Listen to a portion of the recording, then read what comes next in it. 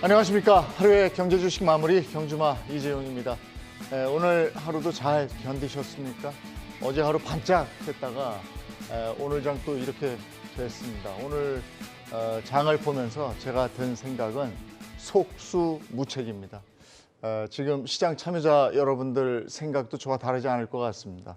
이걸 어떻게 해야 되나 속수무책으로 그저 바라만 보고 있습니다. 그렇다고 손을 놓을 수는 없습니다. 경주마 함께 하시면서 장 분석 한번 해보시기 바랍니다. 오늘 두 분의 기술을 이 자리에 모셨는데요. 오늘 얘기를 좀 잘 나누고 알찬 정보를 드리고자 합니다. 두 분이 누구냐면 2020년, 2021년 수익률 1위의 주인공들이십니다. 미래에셋증권의 최홍석, 이찬구 매니저 두 분 모셨습니다. 어서 오세요. 네, 반갑습니다. 네, 안녕하십니까. 뭐 아마 많은 분들이 잘 알고 계실 겁니다. 최홍석 매니저님의 경우에는 최파고라는 별명이세요. 마음에 드세요? 만족하고 있습니다. 유래가 어떻게 되는 겁니까? 네, 많은 분들께서 저에게 질문해 주셨을 때 네. 제가 답변 드릴 때 그래도 조금 다양한 배경 지식을 통해서 설명드리고 있다 보니까 네. 알파고의 인공지능의 별명을 따서 최홍석 이제 알파고 좀 지식이 풍부하다는 의미로 지어주신 별명이라 굉장히 만족하고 있습니다. 아, 그렇군요. 이창구 매니저님 괴물이에요. 네, 아니 근데 맞습니다. 이렇게 준수하게 생기셔가지고 괴물이라는 별명 어떻습니까? 그러니까 제가 투자할 때 닉네임으로 사용했던 게 네. 머니몬스터거든요. 그래서 그 몬스터를 한국어로 해서 괴물창구라고 이제 불려주셨고 아. 그게 이제 유래가 돼서 그렇게 사용하게 됐습니다. 예, 마음에 드세요? 네, 저는 머니몬스터 상당히 좋아하는 별칭이라서 예. 오늘 두 분께 많은 정보를 좀 가져오도록 하겠습니다. 제가 성실하게 잘 여러분 대신해서 물어봐 드릴게요.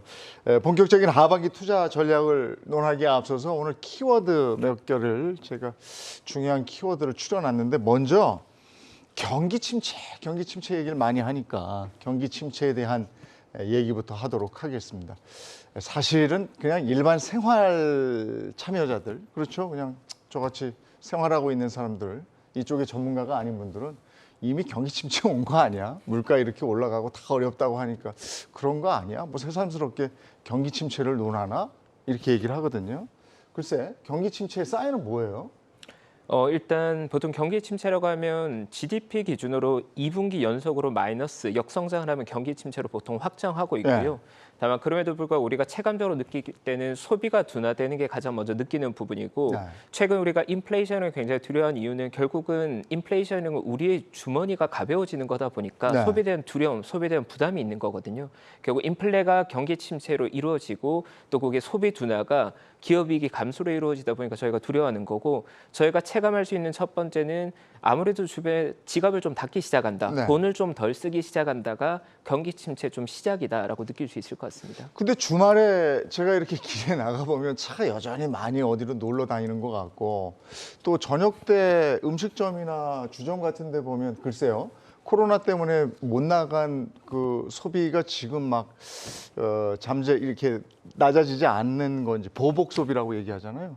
그래서 그런지 아직 지갑은 안 닫은 것 같은 느낌도 들거든요. 그러니까 말씀하신 것처럼 실생활과 이 투자 관점에서는 조금의 시차가 발생하잖아요. 그래서 지금 말씀해 주신 거 이어서 말씀을 드려보면 미국의 GDP가 1분기에 마이너스가 나왔습니다. 네. 근데 2분기 예상치도 마이너스가 나와서 그 두 개 분기 연속으로 마이너스라고 하면 경기 침체에 들어갔다라고 판단을 하는 것 같고요. 네. 또 하나는 최근에 물가 상승이 상당히 높았는데 이러한 것들이 계속 지속적으로 반영되다 보면 필수 소비가 늘어나다 보면 재량 소비인 그런 말씀하신 외식이라든가 뭔가 그런 쇼핑 같은 그런 확률도 계속 줄어들기 때문에 그런 걸 선반영해서 이제 주식 시장에서는 우려하는 것 같습니다.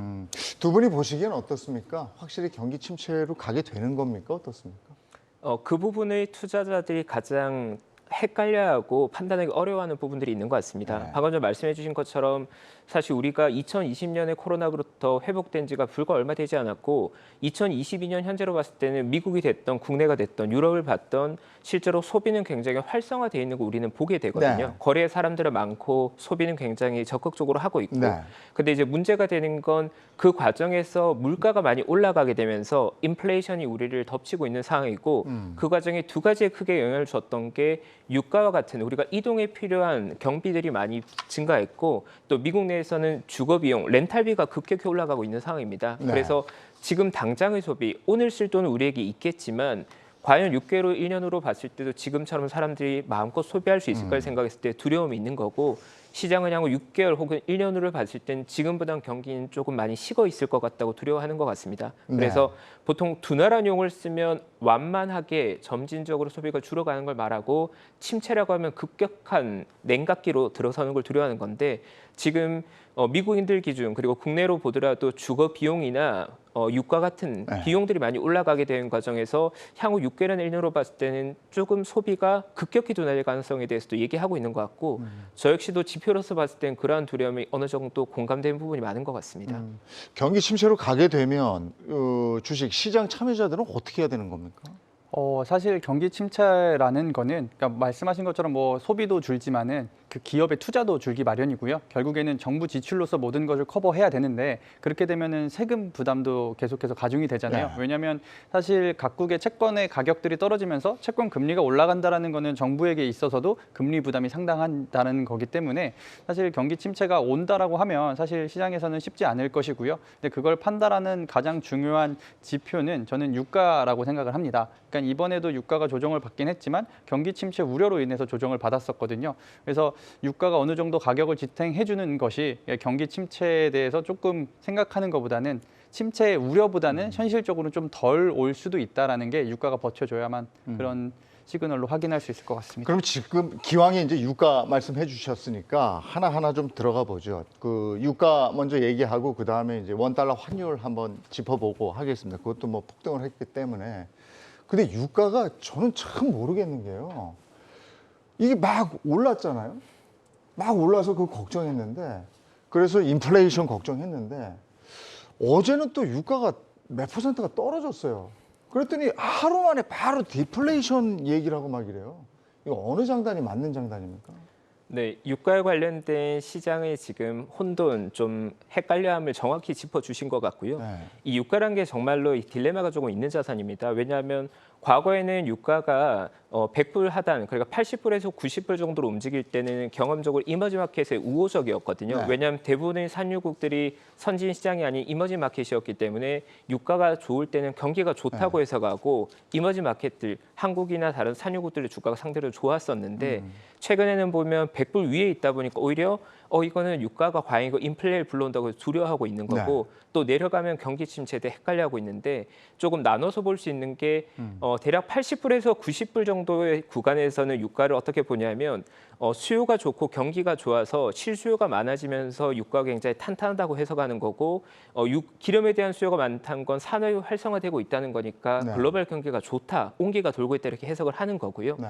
반면에 100불을 초과하게 돼서 120불, 130불까지 움직여버리면 유가가 기업들 입장에서 생산자 물가에 부담을 주다 보니까 악영향을 끼치는 겁니다. 그래서 결론적으로는 유가가 100불을 깨고 내려서 80불, 90불 정도 안정된다고 하면 시장에 나쁘지 않은 호재로 보는 게 맞을 것 네. 같고요. 다만 단기적으로 봤을 때 120불까지 갔던 유가가 100불 아래로 내려오는 속도가 너무 가파르다 보니까 네. 수요가 너무 급감한 게 아닌가 하는 두려움이 단기적으로 시장에 있는 것 같습니다. 하지만 저의 개인적인 의견으로는 유가가 100불 아래 대략 80불에서 90불 정도 안정화된다면 장기적으로 봤을 때 시장을 안정시킬 수 있는 호재로 보고 있어서 네. 지금 현재 기름에 대한 수요가 감소하는 건 미국 연준이 의도했던 금리 인상에 의한 수요 둔화가 어느 정도 시장에 먹혀 들어가고 있는 걸 해석하는 게 맞지 않을까라는 생각을 좀 전하고 싶습니다. 그러면 지금 그런 생각은 좀 긍정적인 생각인 거죠? 맞습니다. 괜찮은 거죠, 지금? 맞습니다. 단기적인 우려는 있겠지만 장기적으로는 호재로 볼 수 있는 네. 성격의 변화라고 보고 있습니다. 근데 일부에서는 65달러까지 떨어질 것이다 이런 예측도 있는데 그렇게 가면 위험한 구간인 거죠? 예, 맞습니다. 그러니까 유가 같은 경우는 어느 정도 말씀하신 밴드 내에 있다라고 하면, 그러니까 금융시장에서는 불확실성을 가장 싫어하고요. 네. 그 급격한 변동성은 그것도 상당히 싫어합니다. 네. 그렇기 때문에 어떠한 가격 밴드 내에서 머물러 있을 때 금융시장은 좀 더 안정기를 찾아갈 것이고 그 가격에 대해서 익숙해지기 시작하는데요. 이렇게 말씀하신 65불이라든가 혹은 그 이하의 전망들도 나오고 있는데 그렇게 된다라고 하면 경기 침체에 대한 우려 그리고 그게 현실화된다라는 지표로 좀 보셔도 좋을 것 같고요. 왜냐하면 우리가 일예로 코로나 시절 생각해 보시면 마이너스 유가까지도 갔었습니다. 네, 그러니까 예. 만약에 최근에도 코로나 확진자 수도 늘어나고는 있지만 그렇게 된다라고 하면은 그 전에 경험했던 마이너스 유가까지는 아니겠지만 어느 정도 유가에는 또 충격을 줄 수도 있는 그런 현상들인 것 같고요. 네. 반대로 유가가 또 너무 높이 가는 것도 말씀하신 것처럼 생산자 물가에 부담을 주는 건 있는 것 같습니다. 그래서 결론적으로 주식시장에서 가장 좋은 거는 그 일정한 밴드 안에 있는 거나 혹은 방향이 위로 가든 아래로 가든 천천히 움직이는 것인데요. 최근에 변동성이 상당히 큰 게 이제 투자자분들로 하여금 심리 위축을 만들었다라고 생각하고 있습니다. 근데 반면에 또 전쟁 리스크가 아직 해소된 게 아니기 때문에 140달러 넘어설 것이다. 이런 예측들도 있는 거잖아요. 그 부분은 우려가 없다고 생각하십니까? 유가에 대해서 우리들이 우려하고 있는 건 아까 전 이창구 선임님께서 잘 정리해 준 것처럼 결국 유가를 과거의 기준으로 봤을 땐 대략 60불에서 120불 사이 밴드로 설정했을 때 한 80불에서 90불 정도일 때 시장이 가장 건강하고 시장을 편하게 만들어 주는데 120불 위로 가게 되면 과도한 인플레로서 우리에게 부담을 주는 건데 현재 우리를 무섭게 만든 게 시장에서 140불, 150불, 심지어 네. 300불 넘을 수 있다는 예. 얘기까지 나오거든요. 근데 그러한 이야기가 나오는 근간을 조금 살펴보면 이 기름이라는 건 기본적으로 수요에 대해서 대응하기 위해서 공급을 늘리기 위해서는 대략 5, 6년에 걸친 공급량 늘리기 위한 매우 장기 투자가 필요한 자산인데 현재 글로벌 투자 트렌드는 그린 에너지로 가게 되면서 기름, 정유 혹은 산유량을 증가하는 것에 대한 투자가 굉장히 보수적인 스탠스였거든요. 네. 그런데 하지만 현재와 같이 가격이 계속 가파르게 올라가게 되고 수요가 견조하다면 아마도 장기적으로는 수요와 공급이 균형을 맞춰가면서 어느 정도 합리적인 가격대, 그러니까 100불 혹은 110불 정도 우리가 감내할 수 있는 수준의 가격이 안정될 가능성이 훨씬 더 높다고 보고 만약 예외적인 수준의 150불대 혹은 그 이상의 가격이 나온다고 하더라도 그건 일시적일 가능성이 높을 겁니다. 왜냐하면 그 정도 가격대라면 장기 투자에 대한 리스크를 감내하고라도 산유력을 늘리기 위한 투자가 가능한 가격대이기 때문에 네. 결국 유가야말로 장기적으로 봤을 때는 가격에 따른 수요 공급이 장기적으로 밸런스를 맞춰갈 수 있는 자산이라고 보고 있습니다. 네. 안정적으로 이렇게 80에서 90달러 정도를 맞춰주면 좋을 텐데 여기엔 여러 가지 변수가 지금도 우리가 뭐 전쟁에 대한 얘기도 하고 뭐 이런저런 얘기 했잖아요.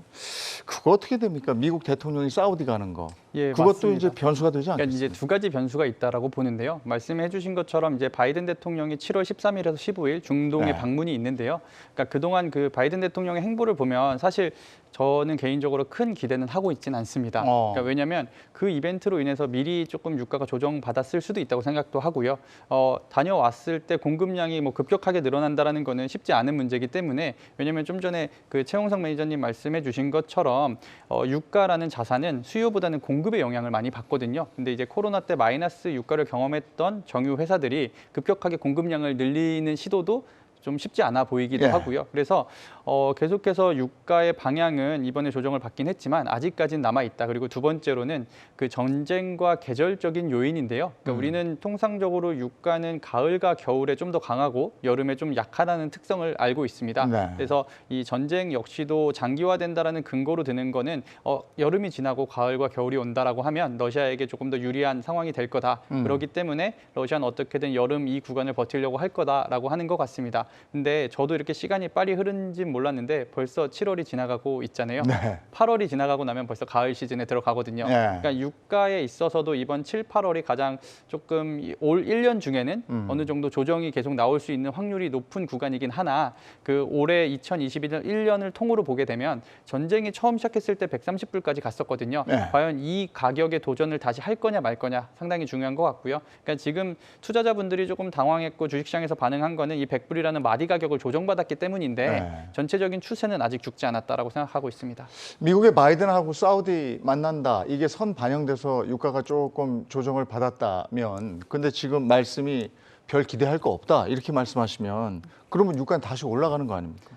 그러니까 저희가 생각하기에는 만약에 경우의 수잖아요. 결국에 홀짝 게임이긴 한데 다음 주 13일에서 15일이 다음 주 막판이란 말이죠. 그러면은 이번 주 막판과 이번 주 초에는 이 유가와 친환경에 대한 조정이 상당히 강하게 나왔단 말이죠. 왜냐하면 친환경 역시도 유가가 떨어지게 되면 경제성 논란이 나오면서 조금 부담스러울 수는 있는데 유가가 다시 올라가게 되면 결국에는 친환경 역시도 따라 올라갈 수밖에 없는 상황인 것 같고요. 그래서 뭐 바이든이 더 좋은 큰 선물을 줄지 안 줄지는 모르겠으나 확률적인 걸로 봤을 때 어떠한 이슈가 등장하더라도 네. 심리적인 요인은 유가를 계속 위로 올리는 게 아직 전쟁이 끝나지 않았기 때문에 네. 그 바이든과 그 사우디의 엄청난 협상이 정말 드라마틱하게, 그러니까 전쟁 이슈를 이길 만큼 강력하게 나오지 않고서는 아직까지 전쟁 이슈는 배경에 깔려 있지 않을까 싶습니다. 네. 그럼 우리 저 경주만 함께 하시는 분들을 위해서 유가 부분에 대해서는 요것만 그 신경을 써주시면 그 시장 참여자로서는 괜찮은 판단을 하실 수 있습니다 하는 거 한 가지씩만 좀 알려주십시오. 유가 부분에 대해서. 네.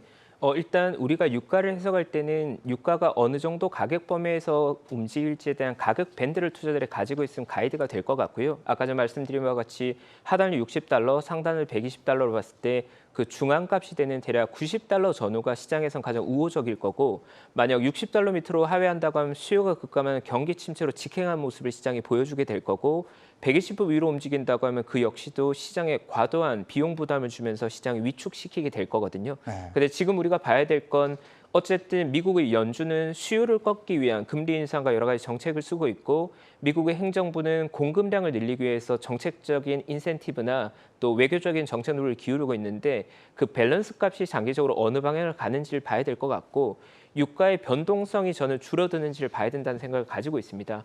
상반기 동안 유가가 움직이는 가격 범위는 이례적으로 높았거든요. 그런데 하반기 우리가 봐야 될 건 유가가 과연 움직이더라도 그 가격 범위가 좁혀지는지, 아니면 과거와 같이 예외적으로 아주 크게 올라가거나 아주 크게 내려가는 변동이 확대되는지를 봐야 될 텐데, 만약 변동성이 줄어들어서 가격이 안정된다면 저는 시장이 우려하는 것보다는 조금 약간 안정적으로 가지 않을까, 그리고 시장 입장에 좀 호재가 되지 않을까 정도 아이디어 드리고 싶습니다. 네. 네, 저도 가격 변동성에 이어서 저는 이 유가와 나스닥의 음의 상관관계에서 말씀드리고 싶은데요. 그러니까 사실 이 둘 간의 상관관계가 작년까지는 양의 상관관계였거든요. 그러니까 유가가 오르면 나스닥도 올랐는데 네. 올해 들어서는 마이너스 0.7의 음의 상관관계에 있습니다. 아. 그 얘기는 유가가 하락하면 나스닥이 상승을 했고요. 유가가 오르면 나스닥이 하락을 했습니다. 뭐 나스닥이라고 표현을 드렸지만 코스피 역시도 같이 연동될 가능성이 높겠죠. 네. 그렇다라는 거는 우리가 유가의 방향이 투자를 하실 때 어디에 투자하고 어느 섹터에 투자할지 상당한 큰 지표로 힌트를 얻으실 수 있다. 그러니까 유가가 올라간다라고 하시면 나스닥과 기술주 그리고 코스피의 대형주보다는 좀 더 에너지 쪽에 집중하시는 게 좋을 것 같고요. 네. 반대로 유가가 하락한다라고 하면 나스닥과 기술주 그리고 코스피 쪽에 조금 시선을 주셔도 좋을 예. 것 같습니다. 알겠습니다. 이번에 달러 얘기를 좀 하죠. 저희 어제 방송을 하면서 1,300 정도 보고 들어왔는데 역외 거래에서 1,310원 뚫었다 이렇게 막 속보처럼 들어오더라고요. 근데 얘기를 들어보니까 이게 유럽 경기 때문에 이렇게 치솟았다 이래요.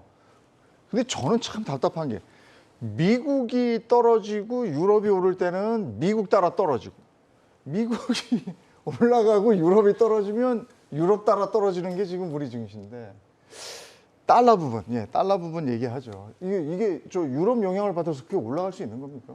네, 아마도 어제 시장에 많은 투자자분들이 많이 두려워하셨던 게 원달러 환율 기준으로 1,310원을 뚫고 올라갔고 1,300을 뚫는 흐름이 너무 강하게 나오다 보니까 시장은 어떤 시스템 리스크에 대한 경계를 많이 가졌던 것 같고요. 실제로 환 시장은 과거부터 어떤 시스템 리스크가 나타났을 때 가장 먼저 반영한 매크로 지표였기 때문에 경계감은 다소 필요한 구간으로 들어왔다는 판단을 할 수 있을 것 같습니다. 다만 이제 왜 이렇게까지 달러가 강해졌는지 내용을 조금 보면 국내에서는 원화 대비 달러의 강도를 보지만 글로벌리하게 봤을 땐 달러 인덱스라는 지표를 통해서 달러의 강세를 보는데, 이 달러 인덱스가 내용을 보면 달러가 상대적으로 다른 통화 대비 어느 정도 강도를 보여주는가를 보여주는데, 그 구성 요소가 유로화가 대략 57% 정도, 그리고 엔화가 대략 13% 정도, 그리고 나머지가 뭐 영국 파운드화나 캐나다 달러가 구성되어 있는데, 기본적으로 우리가 지금 보고 있는 건 유로화와 엔화, 그러니까 달러 인덱스를 구성하는 70%의 구성 요인들이 상당히 약세를 보이고 있거든요. 그러다 보니까 상대적으로 달러 인덱스가 많이 높아져서 현재 106포인트까지 와 있고, 현재 우리가 보고 있는 달러 인덱스가 2002년 이후로 20년 만에 최고치를 기록하고 있습니다. 그러다 보니까 현재 반도체 경기가 많이 꺾여 있는 원화는 약세인데 달러 인덱스는 106포인트까지 벌어져 있다 보니까 원달러 환율은 굉장히 높게 판단되어 있는 거고요. 네. 그렇다면 과연 현재의 달러 환율만으로 우리가 현재가 아주 유효한 국면이라 판단해야 하냐면 그렇게 보고 있지는 않습니다. 만약에 1,300원 초반에 자리 잡은 상태에서 횡보한다고 하면 시장은 단기적으로는 부담을 느끼겠지만 어느 정도 안정화되면서 시장의 관심이 약간 멀어질 거라고 보고 있고요.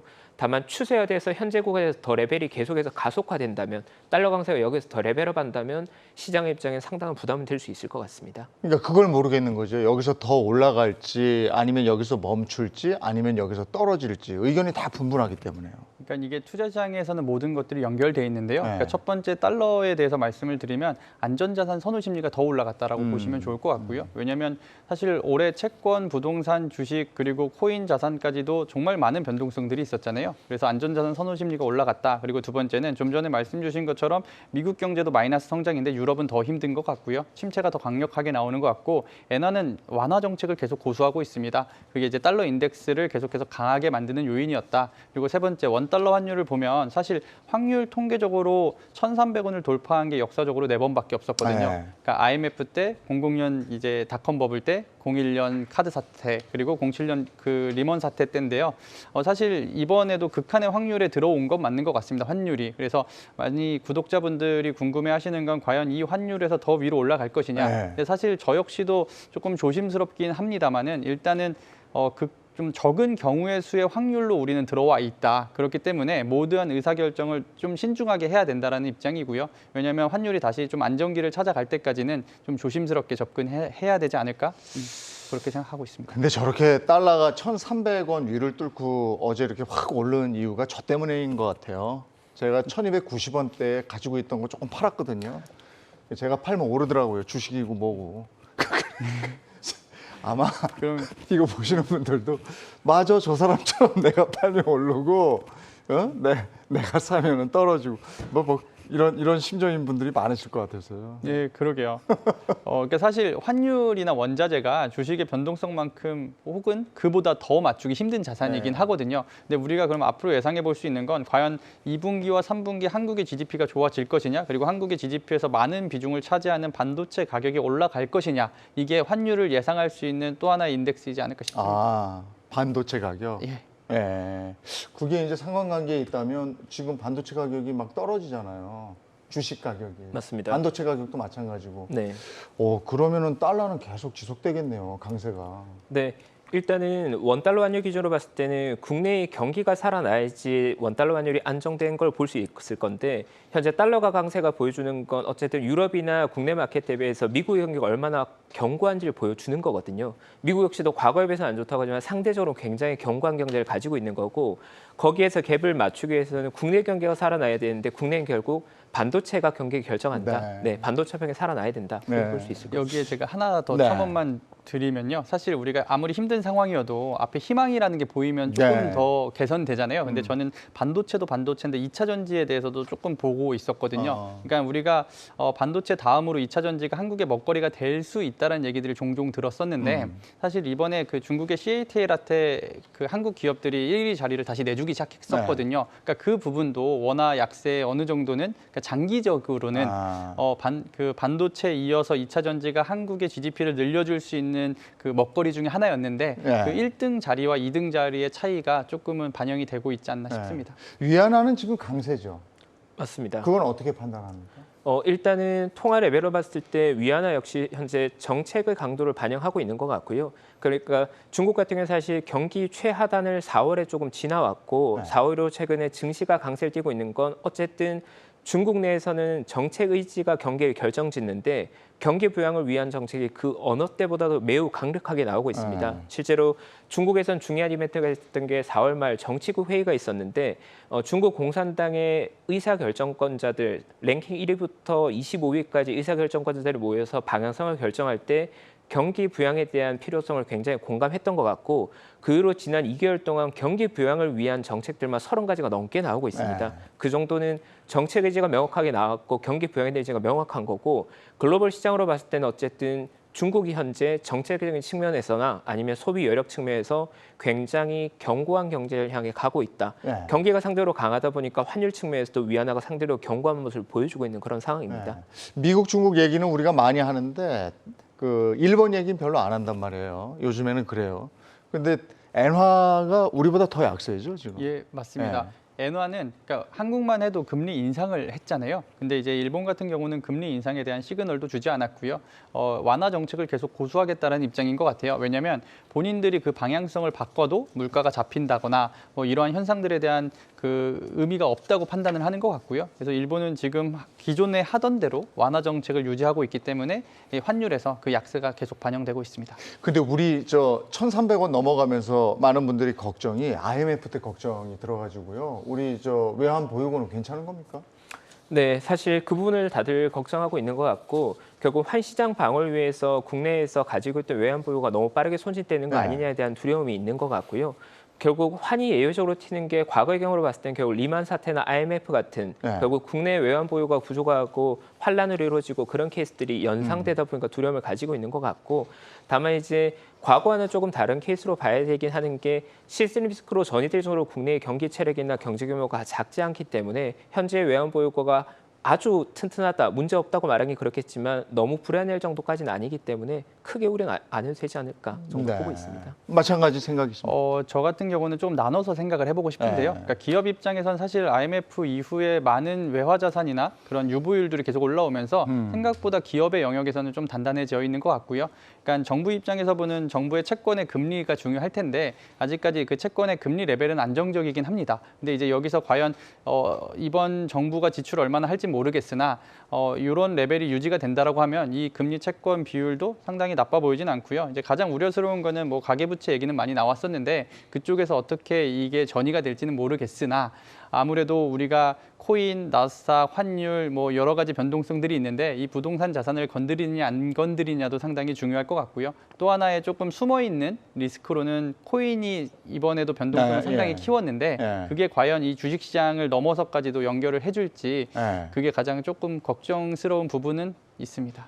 가상 자산에서 어떤 파급되는 영향이 실물 자산으로까지 옮겨질 수 있다 이렇게 보시는 거예요. 그러니까 실제로 이번에 글로벌 증시 하락에 대한 트리거가 전쟁으로 많이 꼽기도 하지만 네. 저는 코인 시장의 하락도 이유 중에 하나라고 생각을 하거든요. 그러니까 왜냐하면 우리가 과거에도 이제 IMF 같은 경우는 함부그룹 그리고 이 리먼 사태 같은 경우는 베어스턴스. 근데 이번에는 루나 코인이 좀 큰 폭의 하락이 있으면서 어느 정도 연쇄적으로 그 시장에서 연관돼 있는 친구들 먼저 이렇게 좀 하락을 보기 시작했었거든요. 네. 근데 이 퍼지는 강도가 점점 더 멀리 과연 다른 자산에까지 전이가 될 거냐 안 될 거냐 요게 가장 중요할 것 같고요. 근데 물론 이러한 좀 작은 리스크를 너무 확대 해석할 필요는 없겠지만 그래도 경우의 수의 하나로는 좀 생각을 해두어도 괜찮을 것 같습니다. 채권 시장은 지금 어떻습니까? 미국 국채 장단기 금리 역전 이 얘기 나오잖아요, 또.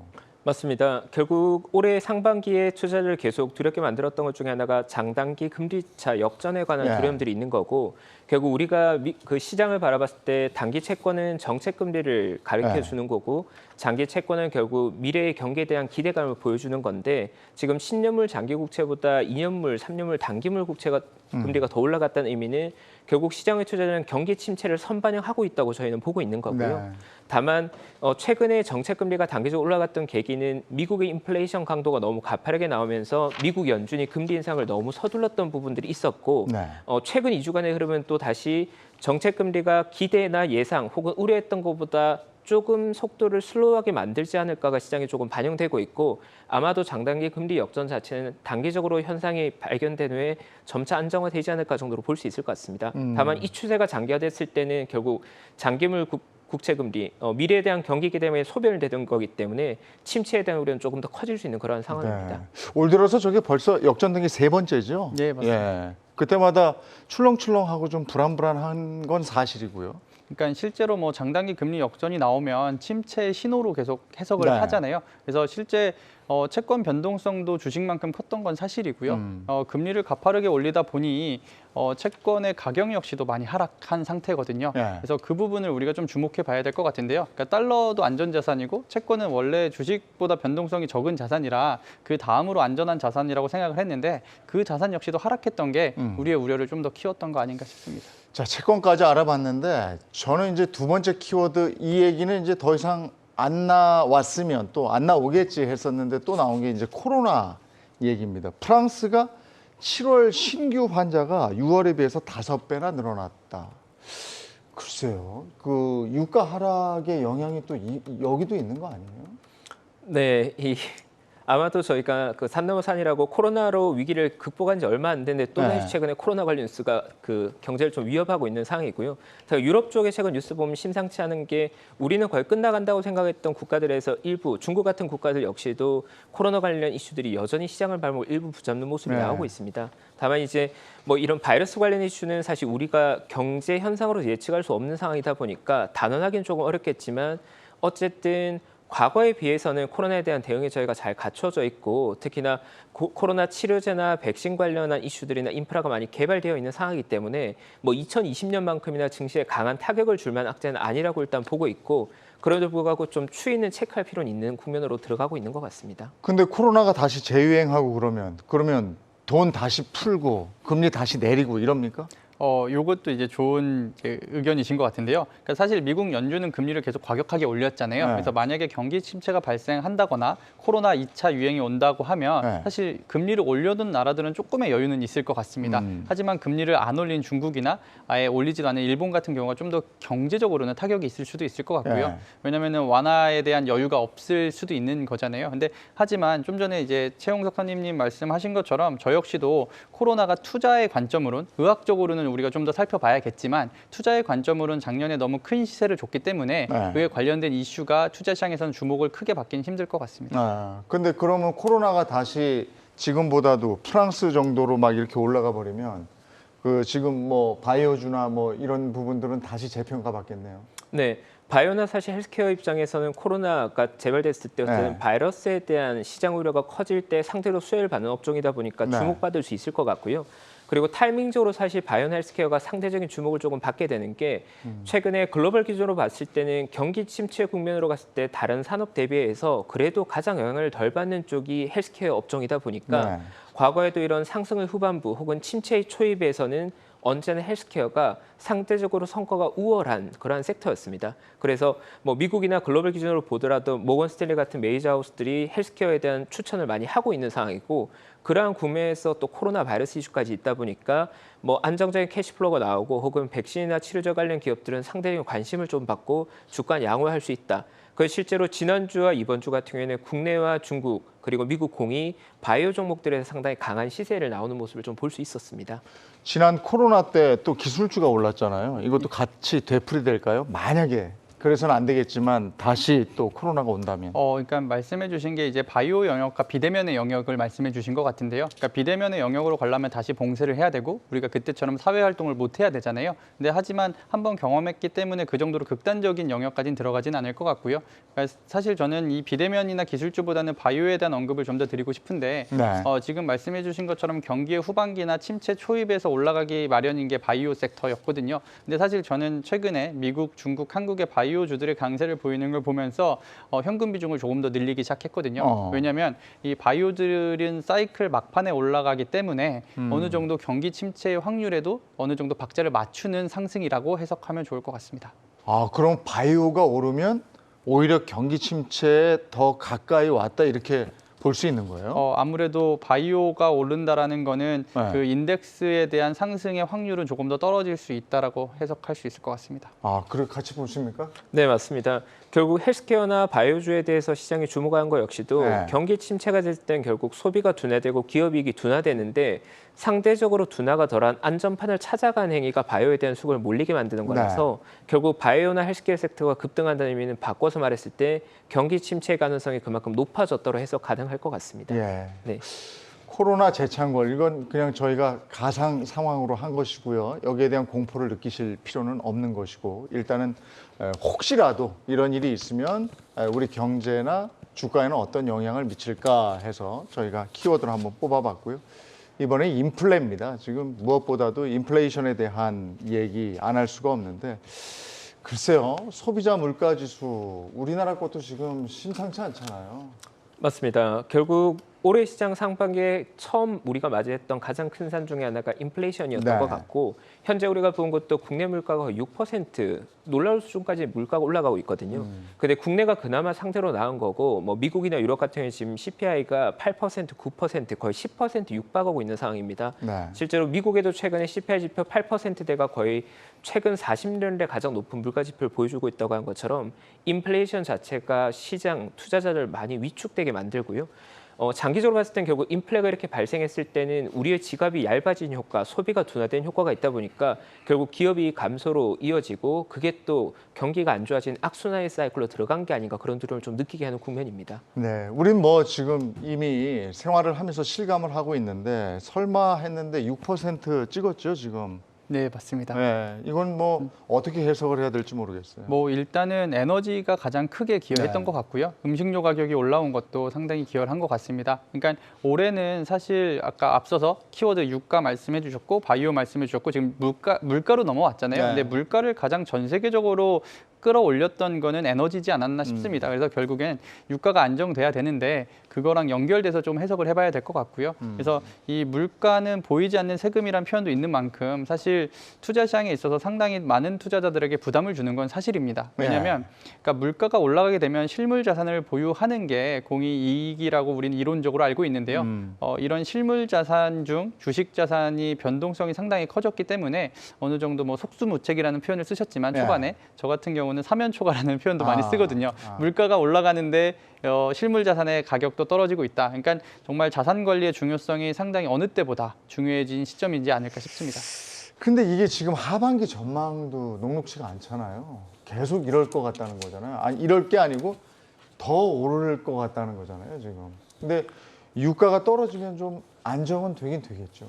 맞습니다. 결국 우리가 상반기에 봤던 이례적으로 높은 물가 거기에 근원에는 두 가지가 크게 기여했는데 네. 첫 번째 기여가 유가였고 두 번째가 곡물이었습니다. 그리고 그 외에 뭐 광물 같은 다양한 자산들이 다 가격이 많이 올랐는데 다행스러운 건 6월 말, 6월 중순을 기점으로 유가를 제외한 팩터들은 가격이 안정되고 있는 상황입니다. 네. 곡물 가격, 특히나 밀 가격 같은 경우에도 피크아웃한 모습이고 그 알루미늄이나 기타 금속류 역시도 고점을 찍고 조정받고 있는 상황이기 때문에 이제 남은 싸움은 유가가 될 것 같다. 유가만 안정된다면 우리가 봤던 상반기에 두려울 정도의 인플레이션은 조금 안정되고 물가가 상반기보다 좀 나은 하반기가 되지 않을까 보고 있고요. 네. 글로벌 기준으로 보더라도 올해 그 유럽이나 미국의 CPI가 8% 이상이 있는데 비해서 1년 후 전망, 2023년 하반기 전망은 대략 2% 후반 정도로 좀 안정된다는 뷰가 전반적인 의견이기 때문에 국내 환경 역시도 올해부터 현재부터 시작해서 내년 하반기까지로 가면 점진적으로 안정되지 않을까 그렇게 보고 있습니다. 네.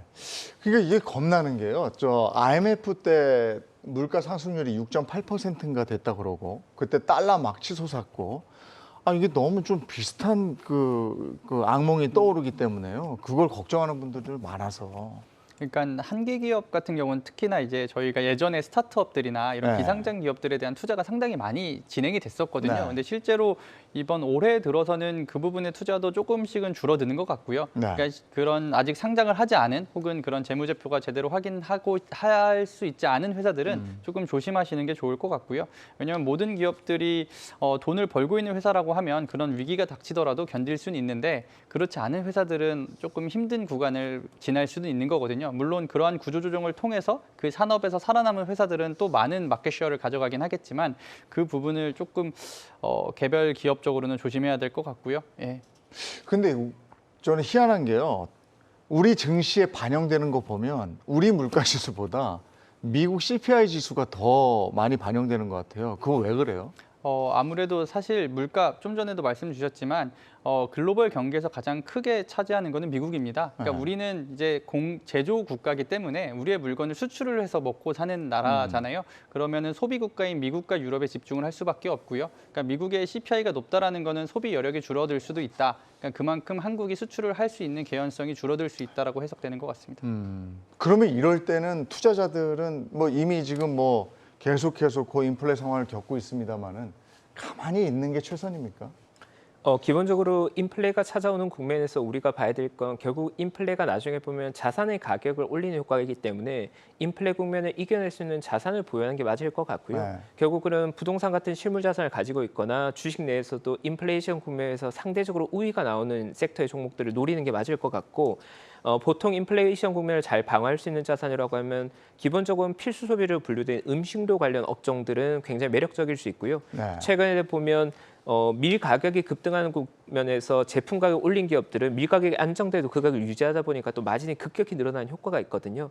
그리고 또 2차적으로는 인플레 국면에서 또 사람들이 소비를 멈추지 않는 브랜드 파워를 굉장히 가지고 있는 보통 가격 전가력이 높은 기업들을 네. 많이들 선호하는 편이라서 필수 소비재 혹은 브랜드력이 굉장히 강해서 가격을 올렸을 때 우리가 마진을 더 확보할 수 있는 그러한 기업들을 포트폴리오에 편입함으로써 그러한 국면을 좀 더 방어적으로 이겨낼 수 있지 않을까 그 정도 아이디어는 나누고 싶습니다.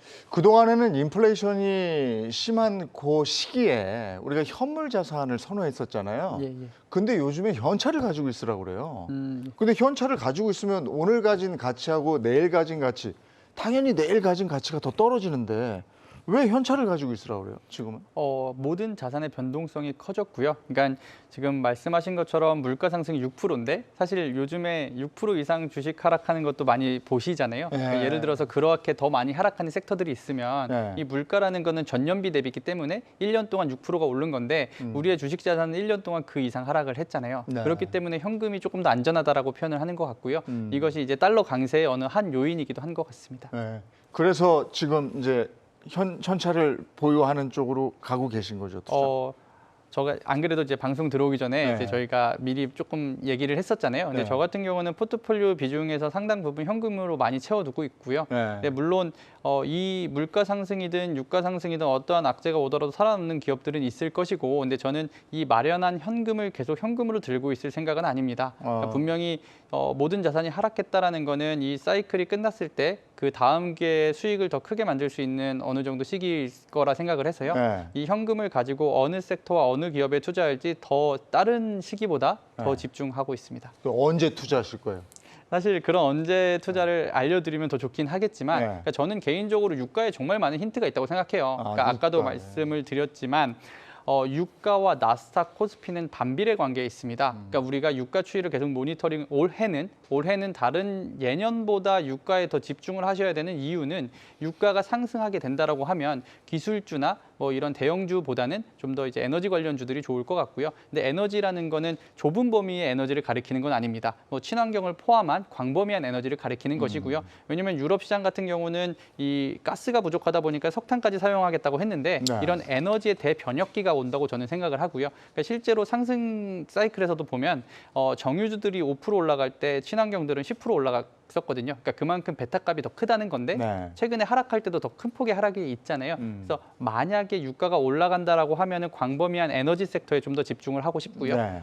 반대로 유가가 안정기를 찾거나 다시 하락을 하게 된다라고 하면 반비례 관계에 있는 나스닥이나 코스피가 상대적으로 괜찮을 가능성이 높을 것 같습니다. 네. 그렇다라고 하면 뭔가 다음 기술주에 투자를 하는 것도 좋은 방법일 것 같습니다. 유가를 보라고 말씀하셨으니까 유가가 어느 정도 됐을 때 우리가 다시 쥐고 있던 현찰을 투자 쪽으로 돌리면 될까? 이런 얘기도 해주시면 좋을 것 같아요. 정확한 점으로 찍어서 가격을 말씀드리면 좋긴 하겠지만 네. 그러한 점에 있는 가격보다는 방향이 중요하다고 생각하거든요. 그러니까 아까 잠깐 언급드렸지만 전쟁이 터진 직후에 130불까지 갔던 유가는 지금 100불에서 왔다 갔다 네. 하고 있잖아요. 네. 근데 이 유가 100불에서 다시 130불로 도전을 할 것이냐 아니면 밑에서 안정기를 찾아갈 것이냐 네. 이러한 두 가지 시나리오가 있을 것 같고요. 만약에 130불을 돌파하거나 그 위로 간다라고 한다라는 거는 더 극단적인 확률로 이제 추세를 타는 거잖아요. 네. 그러니까 제가 말씀드리고 싶은 건 이 100불에서 방향을 위로 잡을 것이냐 아래로 네. 잡을 것이냐가 중요한 것 같습니다.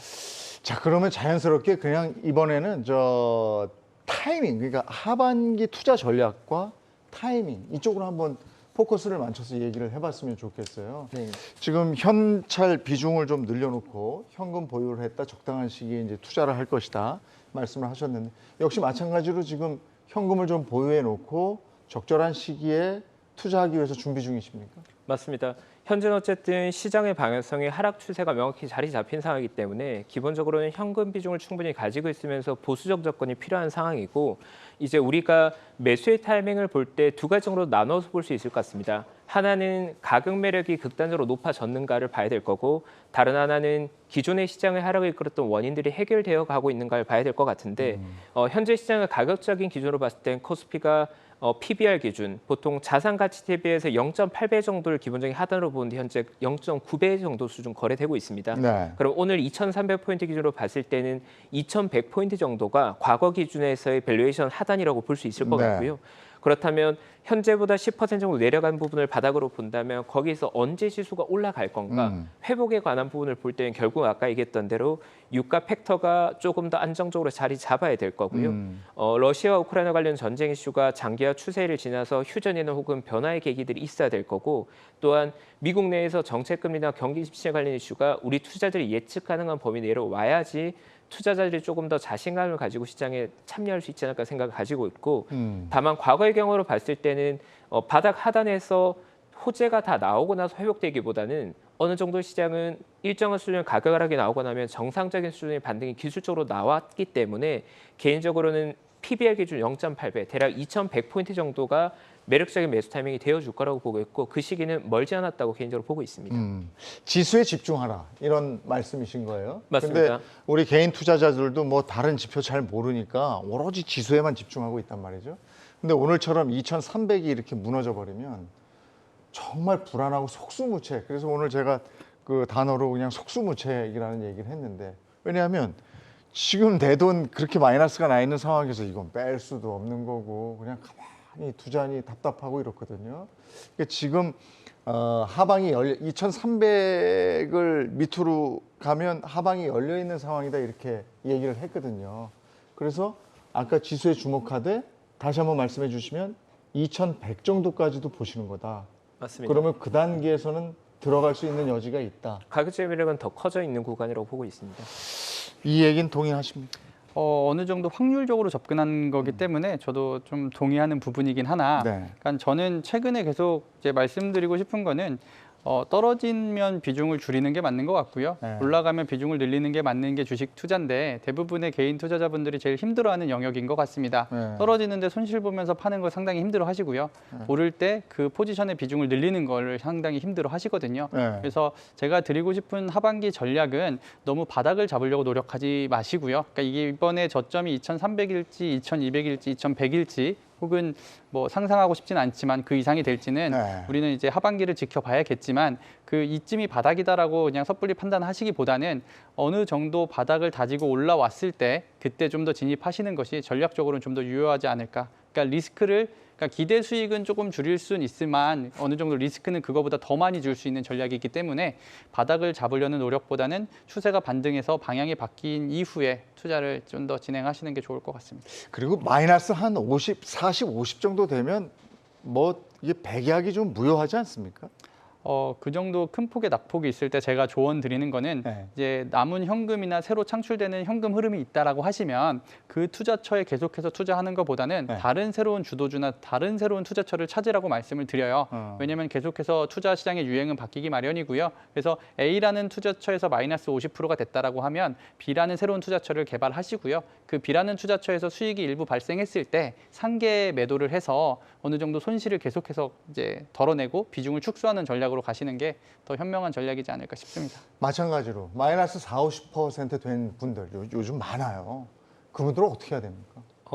기본적으로 이제 포트폴리오를 구성하고 저 역시 영업점에서 많은 분들의 자산 리밸런싱을 네. 매일 하고 있는 업무지만 가지고 있는 자산들을 봤을 때 손실난 종목들이 분명히 여러 가지 있을 겁니다. 그러면 지금 우리가 해야 될 것들은 예를 들어서 나의 포트폴리오에 10개의 종목이 있는데 마이너스 30%, 40% 매우 많은 낙폭이 나온 종목이 4, 5개 정도 된다고 하면 그 종목들 중에서 상대적으로 내가 가장 잘 알고 있고 가장 자신 있는 종목 쪽으로 그 포트를 합치는 과정이 필요할 겁니다. 그러니까 내가 투자에 사결정한 종목들이 5가지인데 그 5가지가 다 마이너스 40%라면 그걸 그대로 가지고 있는 전략보다는 어차피 다 많이 하락해 있는 상황에서 상대적으로 내가 더 자신 있게 집중할 수 있는 종목으로 포트폴리오를 오히려 추격하는 과정이 필요할 것 같고요. 시장 반등 구매에서 반등에 대한 확신이 좀 더 강한 종목으로 포트폴리오를 집중하는 게 현재 우리가 해야 될 리밸런싱 과정이라고 보고 있습니다. 근데 요걸 내가 리밸런싱을 하는데 요 종목이 안 될 것 같아서 요걸 팔아서 요로 갔다가는 이게 더 오를 것 같아요. 막 그런 불안 심리는 어떻게 해야 됩니까? 공부밖에 없는 겁니까?